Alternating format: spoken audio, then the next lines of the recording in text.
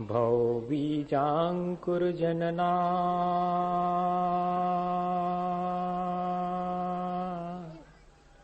भवबीजाङ्कुरजनना रागाद्याक्षयमुपागतायस्य ब्रह्मा वा विष्णुर्वा हरो जिनो वा नमस्तस्मै।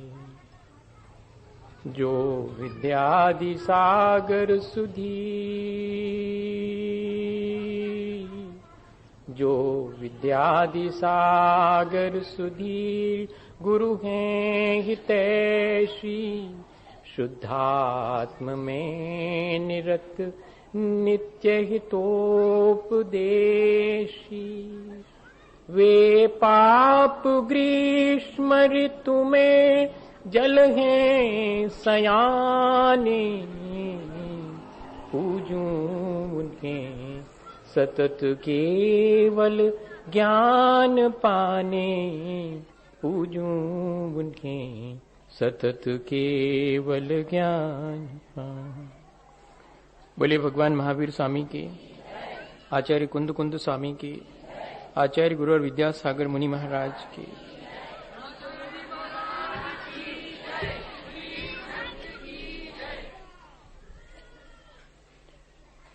एक बहुत पुरानी घटना मुझे ध्यान आई। वैसे पिछले कई दिनों से हम अपने जीवन के विकास के लिए ऐसी कई घटनाओं को सुन चुके हैं। वे हमारे जीवन को कोई ना कोई संदेश देकर के जाती हैं। बस इतनी ही कोशिश हमारी होनी चाहिए कि हम उनसे संदेश ले लें। वैसे तो किसी के जीवन की घटना क्या, अपने ही जीवन की घटनाएं इतनी होती हैं व्यक्ति के जीवन में कि वो अपने जीवन में घटने वाली ही घटना से कोई संदेश ले ले और अपने जीवन को एक सही दिशा दे दे तो संभव है।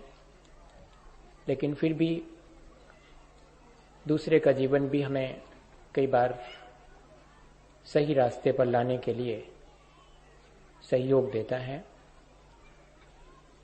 एक गांव का जमींदार था। वो शाम को अपने घर वापस लौटता था। रास्ते में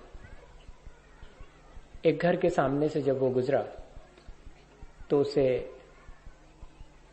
एक बूढ़ा व्यक्ति उस घर के बाहर बैठा दिखाई पड़ा। और इतना ही नहीं, उसे सुनाई पड़ा कि एक छोटी सी बिटिया आकर के उस बूढ़े व्यक्ति से कह रही है कि बाबा, शाम हो गई, अंधेरा घिरने को है, आपने अभी तक दिया नहीं जलाया।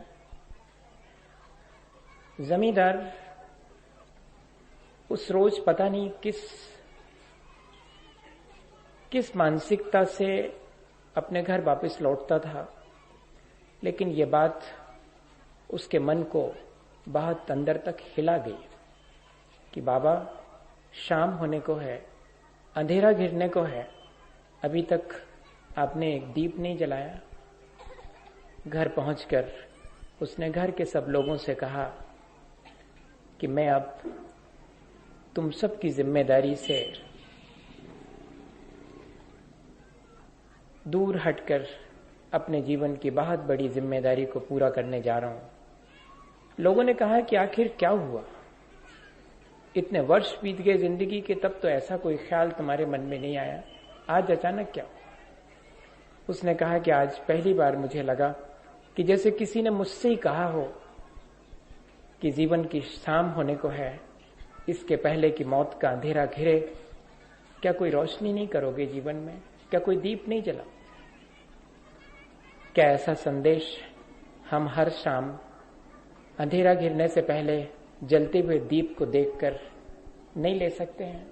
हम चाहें तो हम ऐसा संदेश रोज ले सकते हैं और इस संदेश को लेकर अपने जीवन को जितना बने उतना संभाल सकते हैं।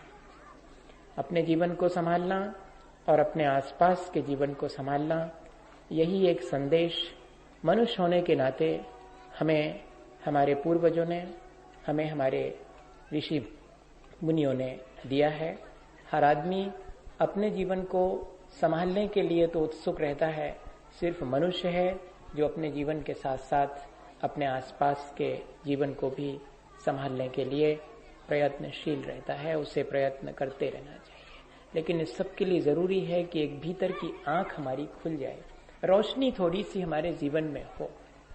और वो रोशनी कैसे हो, हमें अपने भीतर झांक करके देखना होगा कि उस रोशनी के होने में हमें क्या उपाय करना चाहिए, या क्या वजहें हैं जिनकी वजह से कि हमारे जीवन में वो रोशनी गुम हो गई है, हम अपने जीवन को ठीक ठीक प्रकाशित नहीं कर पा रहे। तो मैंने कहीं पढ़ा था कि एक बेटा पैदा हुआ। इस घटना को बुद्ध के साथ भी जोड़ा गया है, अलग अलग ढंग से इस घटना को लोगों ने इंटरप्रेट किया है, जो भी रहा हो, पर घटना एक संदेश तो देती है। तो जब वो बेटा पैदा हुआ तो ज्योतिषियों ने भविष्यवाणी की कि ये बेटा बहुत पुण्यात्मा है और एक दिन अगर इसकी आंख खुल गई तो ये घर छोड़ देगा। बहुत मुश्किल होती है माता पिता को इस तरह का अगर कोई डिक्लेरेशन हो उसके बेटे को लेकर के। ठीक है, पुण्यवान है, ये बहुत अच्छी बात है, तो पुण्यवान है तो रहे घर में और घर के लोगों को ऐशो आराम उपलब्ध कराए, तब तो वो पुण्यवान है। और घर ही छोड़ के चला जाए तो उसका पुण्य का क्या मतलब। देखो, मजा हमारे साथ, हम दूसरे को उतना ही पसंद करते हैं जितना दूसरा हमारे काम आता है, जितना हमारा दूसरे से स्वार्थ सकता है उतना हमें दूसरा अच्छा लगता है। इसके अलावा हमारे भीतर ऐसी कोई रोशनी नहीं है कि हमें प्राणी मात्र के प्रति अपने भीतर इस तरह की भावना उपजे, जैसी भावना हमारी अपने आसपास जो हमारे जीवन के लिए मदद देते हैं उनके प्रति उमड़ती है, ऐसी प्राणी मात्र के प्रति भी उमड़े तो शायद हमारे जीवन में रोशनी हो। खैर, पिता ने पूछा कि उपाय क्या करना चाहिए, तो ज्योतिषियों ने कहा कि उपाय बहुत आसान है, इसकी आंख ना खुल पाए इस बात का ध्यान रखें। तो पिता ने कहा ऐसा संभव ही नहीं है, क्या हमारे बेटे को आप पुण्यवान कह रहे हो और क्या अंधा बनाना चाह रहे हो, आंख ही ना खुले? नहीं। तो ज्योतिषियों ने कहा कि ये वाली आंख खुलने की बात नहीं कह रहे हैं, ये वाली आंख तो खुलेगी लेकिन भीतर वाली ना खुल पाए, नहीं तो छोड़ देगा घर। तो क्या उपाय करना चाहिए? उपाय यही करो कि इस बेटे का लालन पालन इस तरह से करो कि ये किसी मुरझाते हुए चेहरे को ना देखे, ये किसी मुरझाते हुए फूल को ना देखे, ये बुढ़ापा इसके सामने ना आए, वरना ये विरक्त हो जाएगा, इसकी आंख खुल जाएगी। और दूसरी बात का ध्यान रखना कि कभी इसके जीवन में कोई मृत व्यक्ति दिखाई ना पड़े। और तीसरी बात, बहुत सावधानी रखना, इसके बाद भी खुल सकती है। तीसरी बात, इसको जरा भी अपने बाबत, अपने जीवन के बाबत सोचने का मौका मत देना। अगर इसे थोड़ा भी अपने जीवन के बाबत सोचने का खाली टाइम मिल गया तो आंख खुल जाएगी। देखो, शायद ये तीनों उपाय आंख बंद रखने के हमने भी किए हैं। आंख लेकिन इसके बावजूद भी जिनकी खुलना है खुल जाती है। कहते हैं उस बेटे को बहुत सावधानी से पाला गया, लेकिन एक दिन वो तो राजकुमार था और युवाओं के सम्मेलन में वो अपने रथ में बैठ करके जाता था। तो सारी व्यवस्थाओं के बावजूद भी चौराहे पर एक बिल्कुल जर्जर देह में कोई वृद्ध व्यक्ति गुजरता हुआ उसे दिखाई पड़ ही गया। उसने अपने सारथी से कहा कि ये कौन है? जो पहली बार अपने जीवन में किसी वृद्ध को देखेगा और जर्जर शरीर देखा, उसके भीतर प्रश्न तो जरूर से उठेगा। हम लोग तो एडिक्ट हो गए हैं, हम लोग के तो आदत में ये चीज आ गई है कि हम इन सब चीजों को देख करके भी और अपने जीवन में कोई संदेश नहीं ले पाते हैं, जिसको अपन रिजिडनेस कहते हैं ना, कि आदमी जब बहुत रिजिड हो जाता है किसी चीज के बारे में, संवेदन शून्य हो जाता है, वैसी स्थिति से हम भी सब लोग जो है कुछ चीजों के मामले में तो गुजरते हैं। बहुत सारे दिन भर के काम में जरा देखना कि हम लोग कितने रिजिड हो गए हैं कुछ चीजों को लेके, हम उन कितना इग्नोर करते हैं। जिन चीजों को हमें गौर से देखना चाहिए, आंख खोल के देखना चाहिए, उन चीजों को हम शायद ठीक से नहीं देखते हैं। बुढ़ापा सबके जीवन से आता है, सबको उससे गुजरना पड़ता है, लेकिन वो कोई एहसास नहीं दे पाता। जब आ जाता है तब हमें मालूम नहीं था कि आग कितनी गर्म है, वो तो जब हमारे घर आई तब मालूम पड़ा। दूसरे के घर में कितनी भी आग लग गई हो, हमें किसी के जल जाने का एहसास नहीं होता। जब हमारे घर में ही आग आती है तब एहसास होता है कि अरे इसकी जलन तो बहुत ज्यादा तकलीफदायक है। और जैसे ही सारथी से कहा कि ये कौन है, तो उसने कहा ये तो बूढ़ा व्यक्ति है। दूसरा प्रश्न था राजकुमार का कि सारथी, क्या इसी तरह सबको बूढ़ा हो जाना पड़ता है? ऐसा प्रश्न हमारे जीवन में तो शायद किसी बेटे ने उठाया भी होगा, तो शायद हमने उसके एक थप्पड़ मार दिया होगा, या हो सकता है कि ये प्रश्न ही उसके जीवन में ना उठने दिया हो। हमारे अपने जीवन में भी हमारे अपने जो पेरेंट्स हैं उनने इस तरह का कोई प्रश्न ही नहीं उठने दिया होगा। लेकिन उस राजकुमार के मन में प्रश्न उठ गया कि क्या इसी तरह वृद्धावस्था सबके जीवन में आएगी? सारथी ने कहा कि सो डेफिनेट, एकदम तय है, आएगी, वो तो सबके जीवन में आती है। तीसरा प्रश्न बहुत खतरनाक प्रश्न था। ऐसा प्रश्न करने वाले बहुत विरले लोग होते हैं। राजकुमार ने कहा कि सारथी, आखिरी प्रश्न, क्या ऐसा ही बुढ़ापा मुझे भी आएगा? सारथी चुप रह गया कि इतने बड़े राजकुमार के लिए क्या कहूं। उसने सिर नीचा करके सिर्फ इतना ही कहा कि आप और लोगों से अलग नहीं हैं, ये प्रक्रिया आपके साथ भी घटित होगी। तब फिर ठहरो सारथी, अब युवाओं की सभा में मेरी जाने की आवश्यकता नहीं है। और कहते हैं कि रथ मुड़ गया, महल की तरफ वापस लौटने के लिए रथ मुड़ गया कि युवाओं की सभा में जाने वाला मैं अभी से अपनी वृद्धावस्था को देख रहा हूं कि एक दिन तो आ ही जानी है। इसके पहले की वृद्धावस्था आए, मैं अपने इस यौवन का उपयोग कर लूं। और वापस रथ महल की तरफ लौट रहा है। सारी व्यवस्थाएं गड़बड़ा गईं, क्योंकि आगे आगे की व्यवस्थाएं की गई थी, पीछे पीछे थोड़ी व्यवस्था थी। रथ पीछे मुड़ गया है, तो जो अर्थियां पीछे रोक दी गई थी कि राजकुमार के सामने से न गुजरें, एक अर्थी का सामना हो ही गया, जिस पर कि व्यक्ति की मृत देह पड़ी हुई थी। प्रश्न सहज था, सारथी ये कौन है? सारथी ने कहा, व्यक्ति जो मर जाता है उसे इस तरह ले आया जाता है। अच्छा, यहां लोग मर भी जाते हैं? उसने कहा, हाँ। क्या सभी को मरना पड़ता है? हाँ, सबको मरना पड़ता है। सारथी, आखिरी प्रश्न, क्या मुझे भी ऐसे ही मरना पड़ेगा? जब जब भी कोई दूसरा मरता है तो इस बात का एहसास थोड़ी होता है कि हम मर जाएंगे, वो तो कोई दूसरा मरा है। मैं भी मर जाऊंगा एक दिन, मेरी भी देह मेरे से छूट जाएगी। ऐसा एहसास शायद किसी के मरते समय एकाध किसी को होता हो, वो भी मरघट ले जाते समय कोई नया व्यक्ति होगा, एडिक्ट नहीं हुआ होगा, आदत जिसकी नहीं बनी होगी। बचपन में छोटे थे जब तो मरघट नहीं ले जाया जाता था छोटे बच्चों को, क्योंकि आंख खुल गई अगर मरघट में जाकर के तो बहुत खतरा है, इसलिए बहुत सेफ करके रखते थे कि नहीं ले जाना। थोड़ा समझदार हो जाएगा, 2 4 10 दफे मरने की परिभाषा सीख लेगा, तो फिर उसके बाद उसको आदत हो जाएगी कि लोग तो ऐसे मरते ही रहते हैं। मैं अपने जीवन में खुद इस बात का मैंने अनुभव किया। पहले पेपरों में इक्का दुक्का कभी किसी के मर जाने की खबर सुनते थे तो थोड़ा मन को चोट पहुंचती थी। अब तो हजारों लोगों के मरने की खबर सुबह सुबह पेपर रोज देता है, हम एक नजर डाल करके आगे बढ़ जाते हैं। हमारी संवेदन शून्यता ऐसी है कि हमें एहसास भी नहीं होता कि किसको जीवन में कितनी तकलीफ उठाना पड़ रही है, और मैं उस तकलीफ को दूर करने में अपनी भावनाएं भी व्यक्त नहीं कर पा रहा हूं, ऐसा एहसास शायद कभी नहीं होता। हमें थोड़ा सा इन सब बातों के बारे में सोचना चाहिए। मैं आपको सिर्फ सोचने के लिए कह रहा हूं। हम सब क्योंकि सोच सकते हैं, हम सबको ये क्षमता मिली है कि हम अपने जीवन और अपने आसपास के जीवन के बारे में सोचें, और सोच करके जितना हमसे बने उतना अपने जीवन और आसपास के जीवन को सेव करें, उसे संभालें। बहुत सीधा सा, मैंने समझने की बात तो बहुत सीधी सी है, और फिर इसके बाद तो कितने भी जिंदगी में विचार सुनते रहिएगा। परिवर्तन के लिए तो पुरुषार्थ अनिवार्य है। इतना ही पुरुषार्थ किया अपन ने कि सुन रहे हैं विचार, अच्छे विचार सुनना भी पुरुषार्थ का काम तो है, पर उनको अमल में लाना, इसके लिए तो और पुरुषार्थ करना पड़ेगा। करिएगा जितना जिससे बने, हम सबको करना है।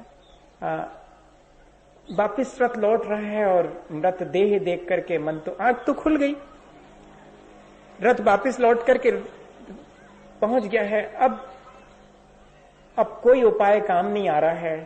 पिता ने सारी व्यवस्था कर रखी थी कि कोई बूढ़ा आदमी सेवा में नहीं रहता था, मुरझाया हुआ फूल तक उस राजकुमार ने नहीं देखा था, मृतदेह देखना तो मुश्किल ही था। इस सब के बावजूद भी आज उसका सामना हो गया और उस राजकुमार को कभी खाली नहीं छोड़ा गया था। सुरा और सुंदरी उसके चारों तरफ थी। एम्यूजमेंट के जितने भी इंटरटेन के साधन हो सकते थे वे सब उसके आसपास थे ताकि समय न मिल पाए। हमने भी तो अपने जीवन को इस तरह व्यस्त कर रखा है कि अपने जीवन के बाबत सोचने के लिए हमारे पास 5 मिनट नहीं है। हम इतने व्यस्त हैं अपनी इन सुख सुविधाओं की दौड़ में कि शांत होकर के बैठ करके, और शायद इसीलिए बच्चन को लिखना पड़ा कि जीवन की आपाधापी में कब वक्त मिला कुछ देर कहीं पर बैठ कभी ये सोच सकूं जो किया कहा माना उसमें क्या बुरा भला। इतना सोचने के लिए भी इस आपाधापी में हमारे पास वक्त नहीं कि जो किया कहा करा माना उसमें क्या बुरा भला। हम अपने जीवन के बुरे भले के बारे में भी सोच पाने के लिए वक्त नहीं है। लेकिन उस दिन तो आंख खुल गई। अब तो बहुत वक्त था। सारे सुख सुविधा के साधन उस राजकुमार के साथ जैसे थे वैसे ही फैले थे, लेकिन वो तो सिर्फ अपनी छत पर महल की इधर से उधर चक्कर काटता था। सोचता था कि वो क्या सच्चाई है जो मुझे इस बुढ़ापे से, मुझे इस मरण से निकाल सके। कोई ऐसा सत्य है क्या? है वो सत्य, वो हमारे भीतर ही छिपा हुआ है, लेकिन हमारी अपनी अज्ञानता की वजह से हम अपनी आंख खोल करके उस सच्चाई को नहीं देखते हैं। जिन्हें दिख जाती है वे जल्दी से मूंद लेते हैं आंख कि कहीं ऐसा ना हो कि सचमुच मैं इन सब चीजों को छोड़ करके चला जाऊं। मैं आपसे ये नहीं कह रहा हूं कि इन सब चीजों को छोड़ करके आप चले जाएंगे तो कोई रास्ता मिल जाएगा। नहीं, इन चीजों का सदुपयोग जो हमें मिली है सिर्फ सदुपयोग करने के लिए मिली है। इनसे कोई रास्ता बीच का निकाल करके और इनका उपयोग करके इनसे बाहर, इनसे पार हो जाने के लिए चीजें मिली हुई हैं। और फिर तो वो बहुत स्पष्ट सी है, घटना का अंत यही हुआ कि वो राजकुमार विरक्त हो गया और उसने सच्चाई खोजी अपने जीवन में और एक ऐसा सच पा लिया जिसमें कि जन्म मरण और बुढ़ापे की पीड़ा नहीं होती। क्या हम ऐसे सच को पाना चाहेंगे? चाहेंगे तो सब चाहेंगे। मैं किसी से भी पूछूं तो वह भी कह देगा कि हाँ, ऐसी चीज तो हम भी पाना चाहेंगे, हम भी दुखी हैं, जन्म मरण और बुढ़ापे से दुखी हैं। लेकिन थोड़ा गौर से हम सोचें कि क्या हमने उपाय कौन से कर रखे हैं? क्या हमने जन्म मरण और बुढ़ापे से बचने के उपाय कर रखे हैं या कि हमने फिर से जन्म लेने के और मरण के और बुढ़ापे के उपाय कर रखे हैं? उपाय से मालूम पड़ जाएगा कि किस तरफ जाएंगे। अकेले सोचने से थोड़ी मालूम पड़ता। सोचते तो हम बहुत अच्छा है लेकिन उपाय तो गड़बड़ ही करते हैं। तो जैसा उपाय होगा वैसा ही जीवन में प्राप्त होगा। हम सोचें कि हम जा रहे हैं बाजार में और हमारे कदम जा रहे हों दुकान की तरफ, तो पहुंचेंगे कहाँ? सोचने से थोड़ी पहुंचेंगे बाजार। जहां कदम जा रहे होंगे वहां पहुंचेंगे। अब हमें अपने जीवन में बहुत अंदर झांक करके देखना है कि जो उपाय हम कर रहे हैं वे हमें कहाँ ले जाएंगे। हमारा सोच जरूर अच्छा हो गया है पर उस सोच के मुताबिक अब हमें कदम भी रखना चाहिए। मैं तो आज इतनी ही बात और आपसे कहूं कि ये जो आध्यात्मिक अंधापन है, ये जो हम अपने ही जीवन के बारे में ठीक ठीक नहीं देख पा रहे हैं, उसको हमें तोड़ना चाहिए और एक रोशनी हमें अपने जीवन में, अपने कार्यों में जरूर लानी चाहिए। वो रोशनी का उपाय बहुत छोटा सा उपाय मैं आपसे कहूं, परस्परता का बोध। हम लोग परस्परता का बोध भूल गए हैं। हम ये भूल गए हैं कि हमारे अपने जीवन के लिए हमें कितने लोगों का सहयोग मिला है। हमारी एक एक सांस के लिए हम जो सांस लेते हैं वे भी वायु का एक जीव हैं। हम जिस पानी का उपयोग करते हैं वे भी जल का एक जीव हैं। जो वनस्पति खाकर हम रहते हैं वे भी वनस्पति का एक जीव हैं। जिस जमीन पर हम चलते हैं वहां भी जीवन है। यहाँ तो हर जगह सांस धड़कती है। मेरी सांस के लेने के लिए मुझे किसी और सांस को छीनना ना पड़े।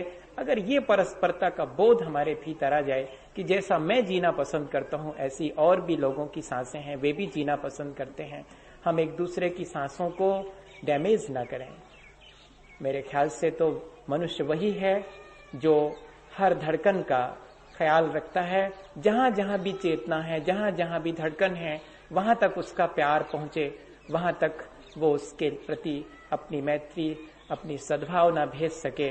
शायद यही हमारे मनुष्य होने की उपयोगिता थी, सार्थकता थी, हम भूल गए हैं। कोई बात नहीं, कोई हमें याद करा रहा है तो हम भूली हुई चीज को याद कर ले।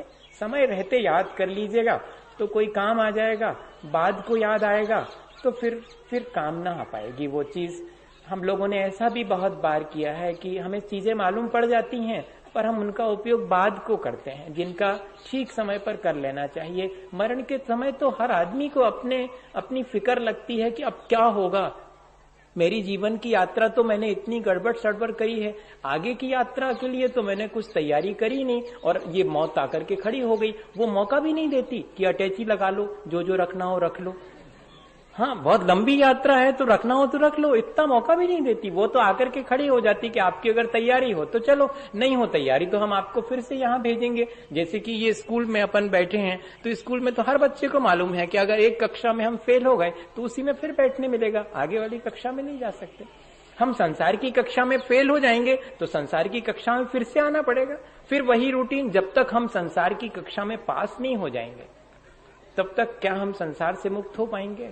हम एक ऐसा जन्म जो वास्तविक जन्म है, एक ऐसा मरण जिसके बाद मरण नहीं है, क्या हम इसकी तैयारी कर रहे हैं? इसकी तैयारी के लिए बहुत ज्यादा कुछ नहीं करना है, सिर्फ इतना ही कि हमें परस्परता का, सह अस्तित्व का ध्यान हो, को एग्जिस्टेंस।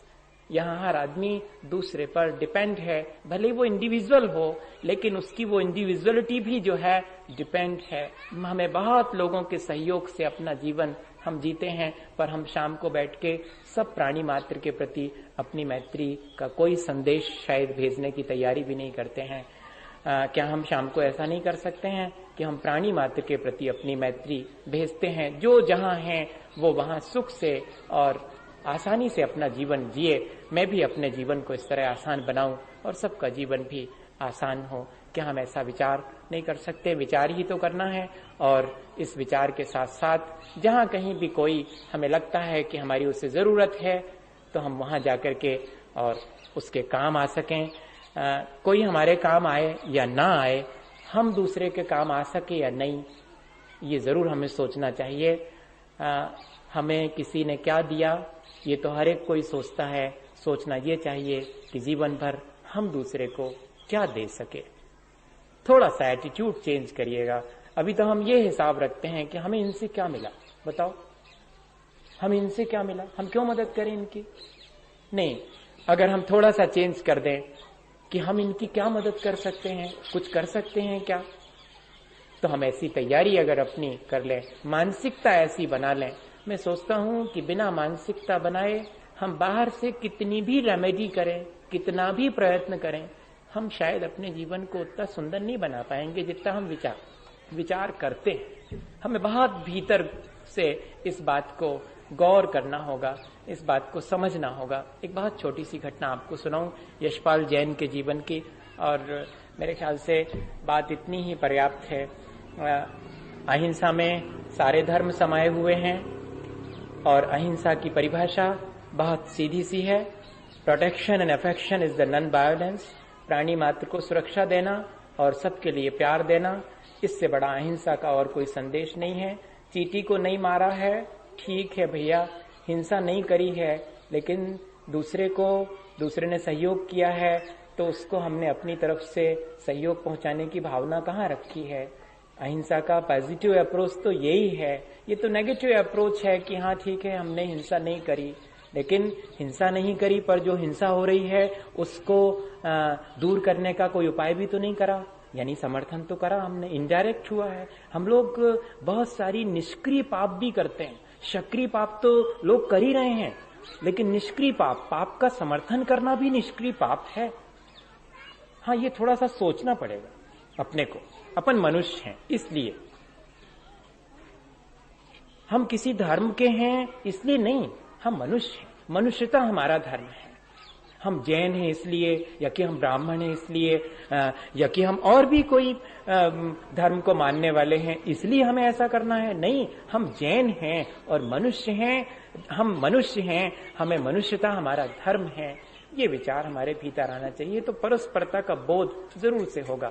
यशपाल जी की एक घटना हो सकता है कि मैं पहले सुना चुका हूं, मैं खुद भी भूल जाता हूं, आप याद दिला दीजिएगा। अगर बीच में आप याद दिला देंगे तो फिर मैं पूरी नहीं सुनाऊंगा।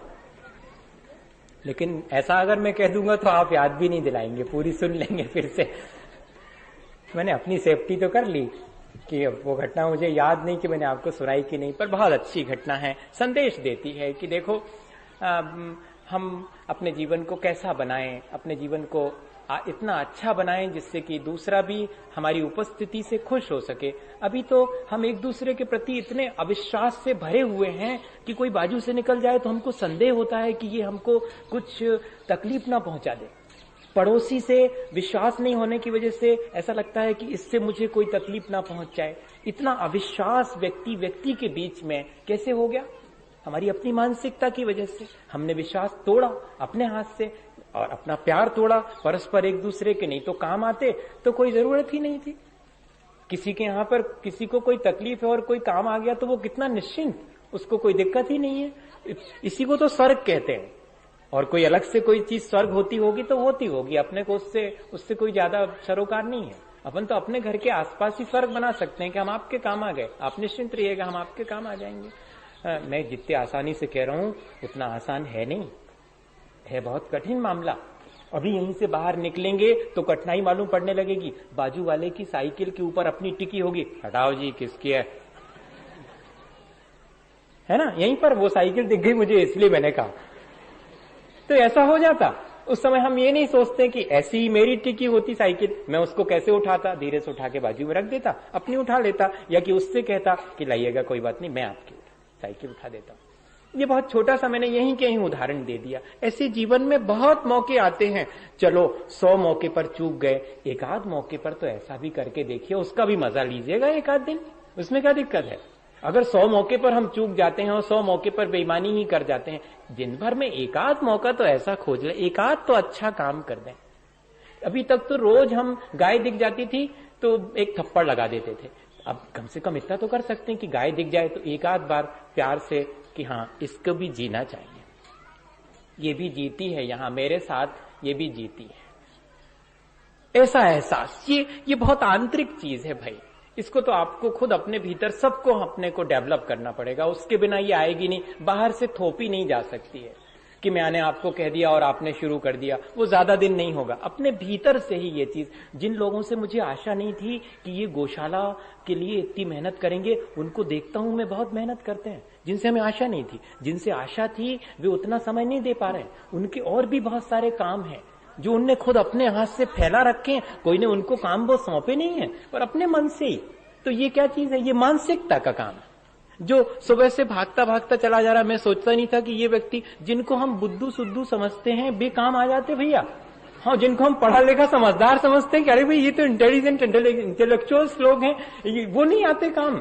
वो बैठ करके ये गुणा भाग करेंगे कि कब खुली, कौन कौन इसमें शामिल है, कितने रुपए आ रहे हैं, क्या हो रहा है, कौन सी मिस्टेक है, ये इसमें अपना सारा दिमाग लगाएंगे। वो एक बार जो है जाकर के वहां और उसकी रेमेडी नहीं करेंगे, ये मजा है।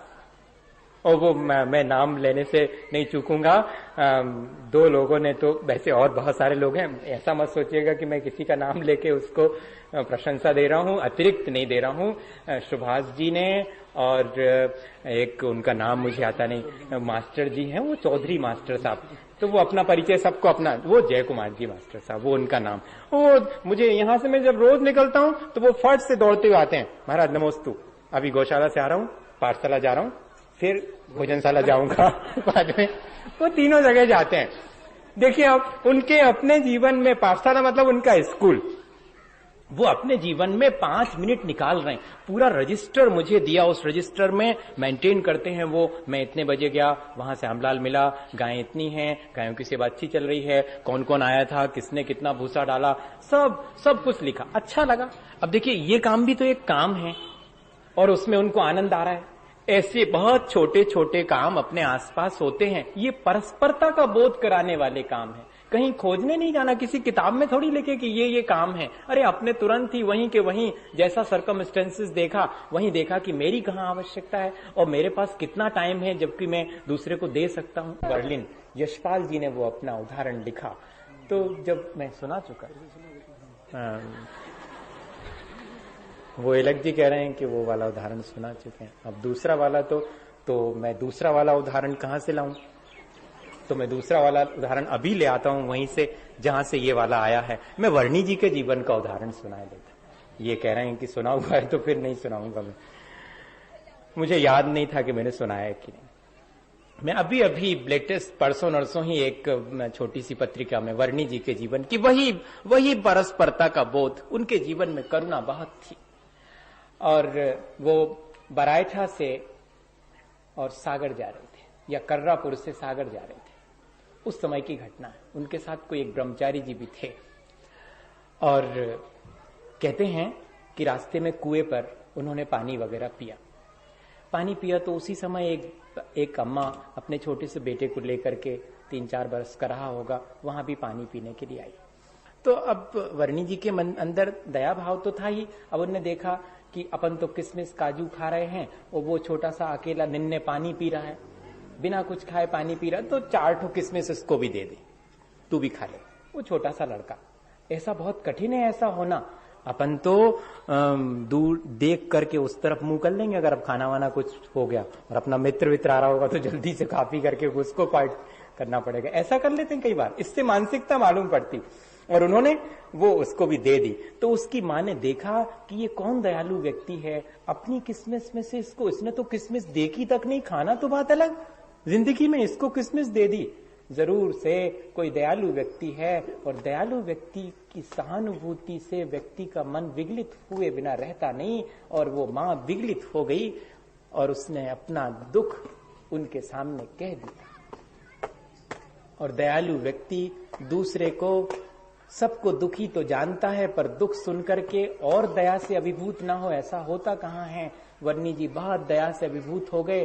क्या किया उन्होंने, उसी क्षण अपने जितने पैसे थे, रुपए थे, वो सब, और अपने पास एक धोती और दुपट्टा था वो भी, उसके मना करते करते भी, और उसे वो धोती दुपट्टा और जितने पैसे से सब दे दिए। अब क्या रह गया, अकेला जो है लंगोट रह गया।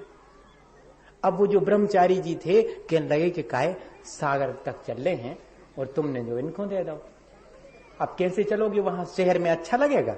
कहले सुनो, रास्ता में कर ले अपन सामायिक, और अंधेरा हो जाएगा सो चलेंगे। उपाय भी दया करने वाला अपने जीवन में खोज लेता है। उसे बाद में इस चीज की फीलिंग नहीं होती कि मैंने कुछ गलत तो नहीं कर दिया। तुरंत जवाब दे दे कि कोई बात नहीं, बीच में कहीं सामायिक कर लेंगे संध्या को, और थोड़ी रात घिराएगी तो घर पहुंच जाएंगे, वहां कौन देखने वाला है। और धीरे से घर पहुंच करके अपने कपड़े, और अपने पास तो बहुत हैं, इसके तो ये काम आ जाएंगे, और इससे कहां कहें कि हमारे घर तक चलो फिर हम देंगे। ये टालने वाली मानसिकता भी अपन लोग सीख गए। किसी को नहीं देना हो तो अपन टालते हैं, अब है ही नहीं हमारे, ये कौन। और ऐसा जो कहता है सो वो के ढीला नहीं बसता, ये भी ध्यान रखना। सुदामा के चावल का मामला क्या था, यही था। झूठ मूठ मित्र थे श्री कृष्ण के, और झूठ मूठ कह दिया था। जब श्री कृष्ण ने पूछा कि क्या खा रहे हो, चुपके चुपके कुछ नहीं, ऐसा कह दिया था। उसकी तकलीफ कितनी पाई थी सुदामा ने बाद में जाकर के, और वही चावल जो है अगर उधर दे देते श्री कृष्ण को, असल में किसी दूसरे को दिया हुआ ही हमारा होता है, किसी दूसरे का छीना हुआ हमारा कभी नहीं हो पाता। ये मानसिकता हमारे मन में आ नहीं पा रही। जितना हम देते हैं उतने समृद्ध होते चले जाते हैं। आप इसको किसी तर्क देकर के काटना चाहें तो काट दें, ये तो अनुभव की बात है। तर्क तो आपके पास हो सकते कि अरे वाह ये कौन सा गणित है कि देव सो बढ़त चलो जात, हमारी तो जिंदगी ने कर गई, कबो नहीं बढ़ो। कौन सी भावना से दिया है, सवाल ये है। यहां भावनाओं की बात है। तो वो दे दिया, और शाम को जब पहुंचे तो बाई जी मंदिर जा रही थी। उनने देख लिया, जी भले ही बहुत छुप करके निकले, पर देख लिया सो जी हालत क्या बना रखी है, दिसंबर का महीना है, इतनी ठंड में, और ऐसे चले आ रहे। वो तो कुछ नहीं बोले, वर्णी जी से तो कुछ बोलते नहीं बना। ब्रह्मचारी जी ने कहा कि बाई ऐसी ऐसी घटना हुई, तो बाई भी विगलित हो गई। अच्छा किया, इसका तो स्वभाव ही ऐसा है, ठीक है, इसने जो किया सो अच्छा किया, और जितना था सो दे दिया। वर्णी जी ने सुन लिया कि बाई जी ने कहा कि जितना था सो दे दिया, तो क्या बोले वर्णी जी, वो मैं आपसे कहना चाहता हूं। बाई जी, यहाँ हमारा है क्या जो हम किसी को दे दें? पर पदार्थ को पहले अपना मानते हैं और फिर पर पदार्थ को दूसरे को देकर अहंकार से अपना संसार बढ़ाते हैं। भाई जी, हमारा यहाँ कुछ नहीं है, सब सबका है। आप ऐसी हमारी प्रशंसा न करो कि हमने किसी को अपना कुछ दे दिया। हमारा कुछ नहीं है, जो जिसका था देना पावना सो वो उसी का था, मेरा उसमें कुछ। ये क्या मानसिकता है? ये ऐसी छोटी छोटी घटनाएं भी हमारे जीवन को बहुत बड़ी, मैं तो जब पढ़ता हूं तो उसी क्षण मन में आता है कि देखो ऐसे लोग भी हुए हैं, ऐसी मानसिकता के लोग जिनको परस्परता का बोध था, और ऐसे लोग ही महापुरुष कहलाते हैं, अपने जीवन का कल्याण करते हैं, हमें संदेश दे के चले जाते हैं। हमें ऐसे अच्छे संदेश ग्रहण करके और अपनी मानसिकता बदल करके अपने जीवन को अच्छा बनाना, अपने आसपास के वातावरण को सुखद बनाना, यही दृष्टिकोण रखें हम।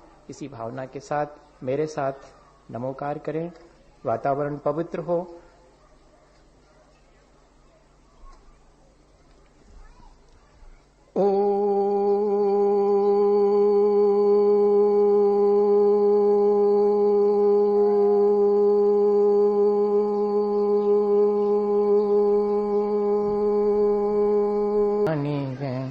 सहु द्रव्य जान वेखो बंध विध भान वेखो स्वपर पेछान वेखो परम प्रमाणी है। अनुभव बताए वेखो जीवों के जताए वेखो काहू न सताए वेखो भव्य और आनी है। जहाँ तहाँ तार वेखो पार के उतार वेखो सुख विस्तार वेखो ये जिन वाणी है।